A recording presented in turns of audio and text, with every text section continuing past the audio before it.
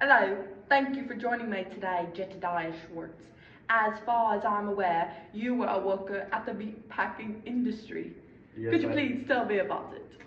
Yes, I was. The conditions were truly disgusting and vile. Oi, I see, mate. Would you like to further go into the conditions of the factory? Would you consider it safe for work? I would not consider it safe for work at all. It was filthy. The floors are constantly covered in chemicals and dirt, and it is not safe to work for at all. Oi, mate, I got you last. What was your meat like? Was it sanitary? Did it come from good places? For the most part, it was from good places, but sanitary, it was not. As soon as the cows were butchered, it was downhill from there. Got it, mate. What exact process did you take when packing the meat? After it was butchered and skinned, it would be put in an acid bath to break down the meats, so it would be easier to make into sausages, ground beef, etc. What were the conditions like, and how did they affect your workers? The conditions were awful, and the workers would constantly be injured, like on their hands with cuts, scars, everything, you know. Why, lass, I see. Sounds terrible. Could you go into more detail about the certain jobs you had working in the factory?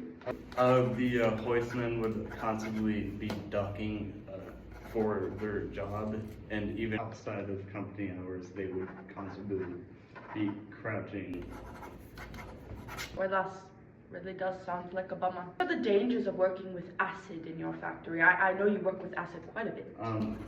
If you weren't careful and worked with it for too long, you'd get burns on your hands, and you'd be out of job for a couple of days. Would you consider that rough? Yes.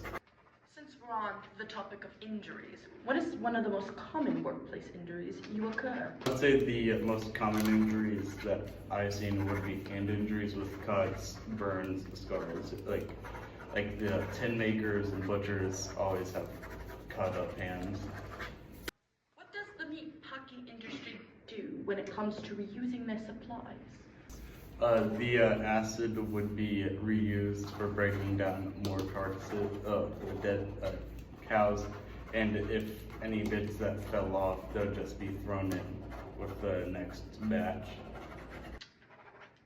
What are some of the conditions that you get your cows in? Sometimes they would be dead or injured, but most of the time they were perfectly healthy.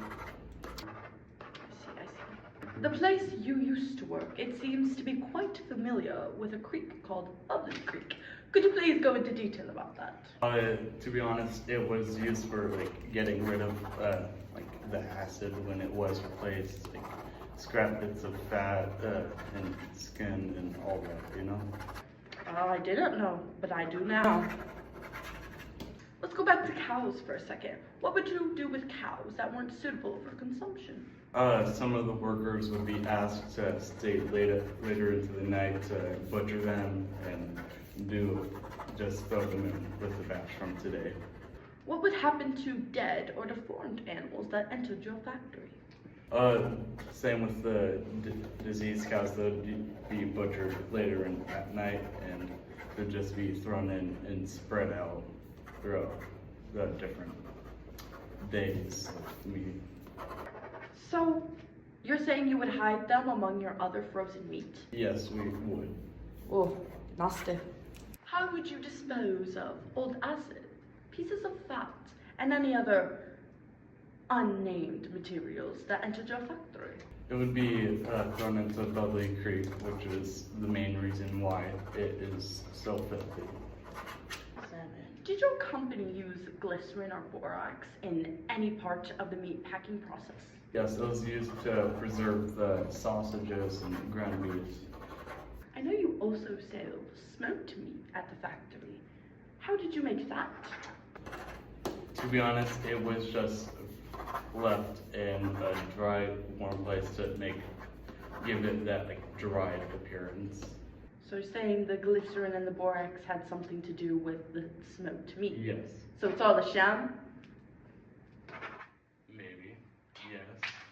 After all that we've discussed today, which I very much appreciate your time, what would you say the meatpacking industry's main priority is? The main priority of my company is to just make as much money in the shortest amount as possible.